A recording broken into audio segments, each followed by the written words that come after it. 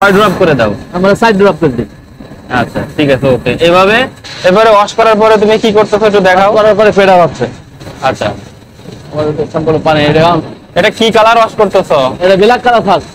Black colour? জি sir. আচ্ছা দেখি ব্ল্যাক কালার। এটা হলো ব্ল্যাক কালার। তুমি ব্ল্যাক কালার কয়টা ওয়াশ করতেছো? এটা স্যার আমরা 3টা ওয়াশ করি মূলত। শুনলাম কি কেমিক্যাল দিয়ে না কেমিক্যাল ছাড়া? ফার্স্ট হলো গরম পানি, সেকেন্ড হলো কেমিক্যাল, দ্বিতীয় হলো গরম পানি। গরম পানি। দর্শক আসসালামু আলাইকুম, আজকে আমরা নতুন একটা ভিডিও নিয়ে চলে আসলাম। আজকের ভিডিওর টপিক হলো শপিং হট। আমরা হাতে হটটা কিভাবে দিই, কোন কালার কয়টা করে হট দেওয়া লাগে, আমরা এই বিষয়ে আজকে কথা বলবো। তো আসেন শুরু করি। তো নরমালি দেখতে পাচ্ছেন যে আমরা এখানে একটা ব্ল্যাক কালার ওয়াশ করতেছি। ব্ল্যাক কালারটা খুবই গরম। ব্ল্যাক কালারটা নরমালি আমরা ওয়াশ করি হলো কেমিক্যাল দিয়ে 3টা। এখানে আমাদের কেমিক্যাল দেওয়া আছে, তাই না? এটা ড্রপ করে দাও, আমরা সাইড ড্রপ করে দিই। আচ্ছা ঠিক আছে, ওকে। এইভাবে নিয়ে পরে আমরা এভাবে নাড়ি, এই তো? জি। আচ্ছা, তো নরমালি আমরা 4টে করে হলো ব্ল্যাক কালারে ওয়াশ দিই, তাই না? জি। তো প্রথমে হলো একটা নরমাল হট, পরে 3টা, তারপরে আরেকটা দুইটা কেমিক্যাল, এরপর একটা এরপরে যেগুলো তোমার রেড কালার বা মিডিয়াম কালার, সেগুলো কিভাবে দিই আমরা? রেড কালার আমরা মূলত তিনটা দেওয়া হয়, অনেক সময় 4টা দেওয়া হয়। আচ্ছা, আর যেগুলা লাইট কালার লাইট কালার গুলো আমরা মূলত 2টা দিই। আচ্ছা, আমরা এইখানে কেন ওয়াশ করতেছি আমরা? স্যার আমরা এখানে হলো মূলত আমরা টেম্পারেচার সবাই এক জায়গায় ওয়াশ করার মূলত উদ্দেশ্য হলো সবাই সমান টেম্পারেচার আমরা পাচ্ছি। আমি বিষয়টা খুলে বলি। বিষয়টা হলো আমাদের মেশিনেও কিন্তু সাইড ট্যাঙ্কি থাকে, তো আমরা এই সাইড ট্যাঙ্কিতে ওয়াশ করি না। তার কারণ হলো সাইড ট্যাঙ্কিতে যদি আমরা ওয়াশ করি, আমাদের মনে করেন 20টা মেশিন আছে। 20টা মেশিনে যদি আমরা 200 লিটার করে পানি গরম দিই, প্রতিদিন আমাদের প্রায় 2000 লিটার মতো পানি ওয়েস্ট হয়, এটা ড্রেন করে দেওয়া লাগে। আর আমরা যদি এই ট্যাঙ্কিতে ওয়াশ করি, এইখানে আমাদের নির্দিষ্ট টেম্পারেচারে পানি সবসময় হিট থাকে। আমাদের ছেলেরা এখানে আসে, এখানে এসে সে মনে করেন যে এখান থেকে পানি নিবে, এরকম গরম পানি নিয়ে তারপরে সে এখানে ওয়াশ করবে। তাহলে কি হলো, আমাদের পানির ওয়েস্টেজটা হবে না। তো নরমালি মনে করেন যে আমাদের ওয়াশটা এইখানে হয়।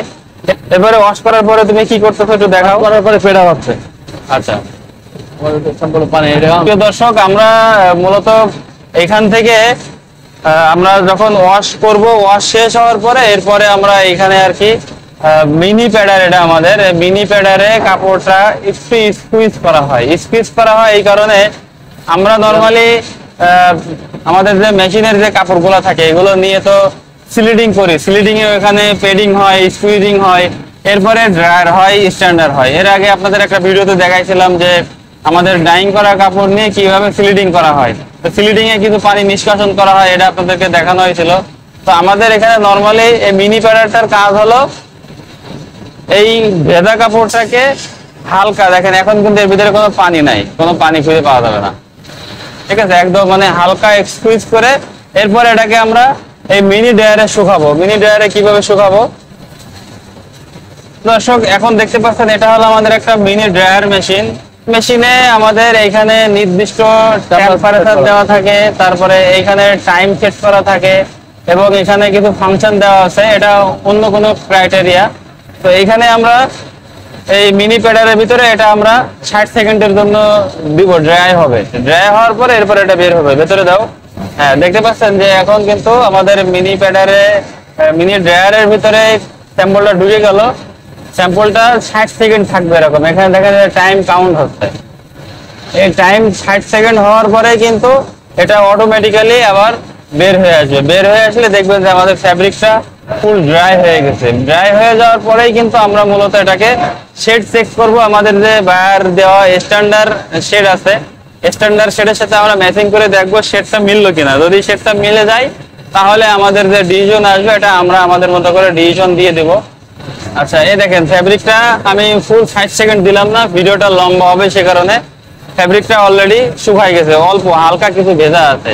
প্রিয় দর্শক, আমাদের ভিডিওটা এই পর্যন্তই, আমরা শেষ করব। মূল কথা হলো আমরা এখানে 3টা ইকুইপমেন্ট ব্যবহার করছি। প্রথমে আমরা এখানে ওয়াশ করতেছি, ওয়াশ করার পরে আমরা এখানে মিনি প্যাডার করতেছি, দেন আমরা ড্রায়ার করতেছি। এতে করে আমাদের ছেলেদের সুবিধা হচ্ছে কি ওরা এলোমেলো একজন এক এক মেশিনে ওয়াশ করা লাগতো, তাই না? এই ওয়াশটা তো এখন করা না, লাগে না। আমাদের এক জায়গায় নির্দিষ্ট এক জায়গায় নির্দিষ্ট জায়গায় আমরা ওয়াশ করি, ওয়াশ করার পরে এরপরে আমরা এখানে নির্দিষ্ট জায়গায় সবাই শুকাইতেছে, তাতে করে কি হয় ওদের সময় সেভ হয়, তারপরে ওদেরকে খুবই এক জায়গায় এসেই পাওয়া যায়, এবং কি পানি একই রকম হিট থাকার কারণে ওয়াশ গুলো সমান রকম হয়, একই রকম হয়, কারোরটা কম বেশি হওয়ার সুযোগ নাই, তাই তো নাকি? আচ্ছা, তো এই ছিল আজকের ভিডিও। আপনাদের পরবর্তীতে অন্য কোনো বিষয়ে, অন্য কোনো টেকনিক্যাল বিষয়ে আমরা নতুন কোনো ভিডিও নিয়ে আপনাদের সামনে হাজির হব। তো সেই পর্যন্ত ভালো থাকবেন, আমাদের জন্য দোয়া করবেন। আল্লাহ হাফেজ।